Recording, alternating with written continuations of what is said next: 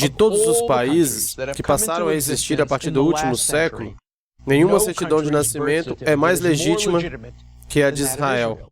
Uma razão é que muitos dos homens que fundaram um país, Theodor Herzl, Zeev Jabotinsky, David Ben-Gurion, Menachem Begin e Yitzhak Shemi, ou eram advogados ou tinham formação jurídica. Eles eram obcecados em torná-lo legítimo. Diferente de quase todos os países, os advogados, não os generais, foram as parteiras do nascimento de Israel, ou mais precisamente, o renascimento, uma vez que ele já existiu como um país independente, duas vezes na história. Passo a passo, Israel se moveu legalmente até a nacionalidade. Da Declaração de Balfour em 1917, de acordo com San Remo em 1920, a Resolução da Liga das Nações em 1922, a Convenção Anglo-Americana na Palestina em 1924, ao Plano de Partilha da ONU em 1947, até um Estado-nação para a população judaica em um Estado árabe, mesmo logo após o seu estabelecimento legal em 1948 como o Estado-nação do povo judeu. Israel foi atacado ilegalmente por todos os estados árabes ao seu redor, bem como por elementos da população árabe local.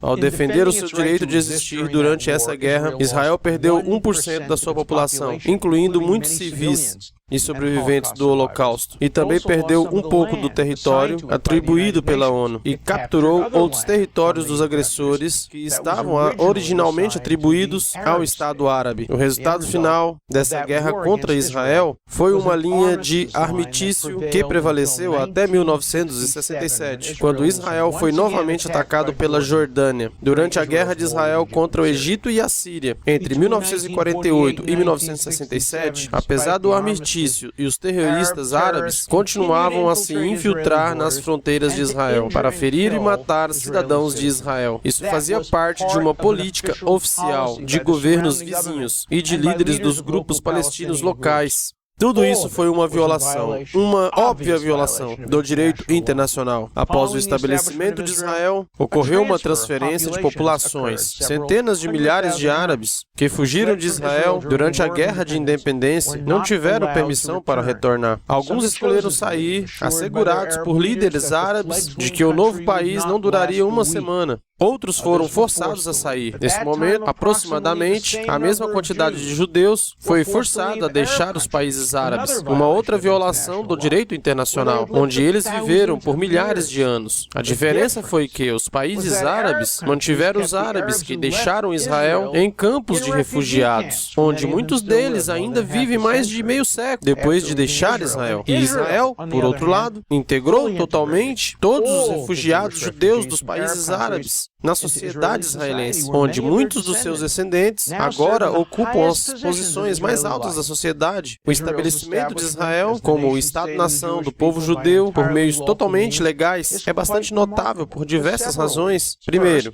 não existe nenhum país do mundo que esteja tão cercado de inimigos hostis quanto Israel.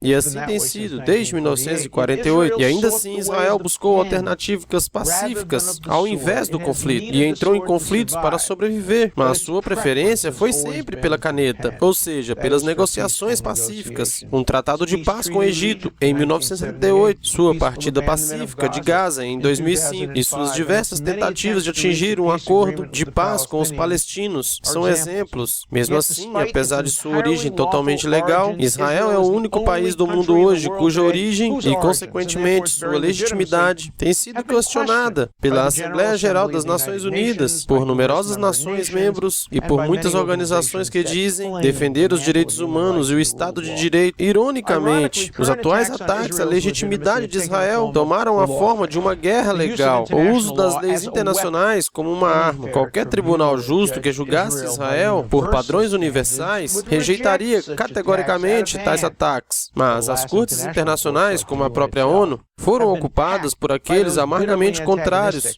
ao Estado-nação do povo judeu. Por exemplo, a chamada, erroneamente, Corte Internacional de Justiça se recusa a reconhecer que Israel, um país que lida com ataques terroristas e ameaças de ataques terroristas regularmente, tenha qualquer necessidade especial de segurança. Como eu demonstrei, este fenômeno de questionar o direito legítimo de Israel a existir como o Estado-nação do povo judeu não pode ser explicado com base jurídica ou por qualquer outra forma racional sobre o assunto. Portanto, fato, como esse ataque mundial exclusivamente contra Israel, pode ser explicado de uma única forma. Isso é pura intolerância. E existe uma palavra para essa intolerância: antissemitismo.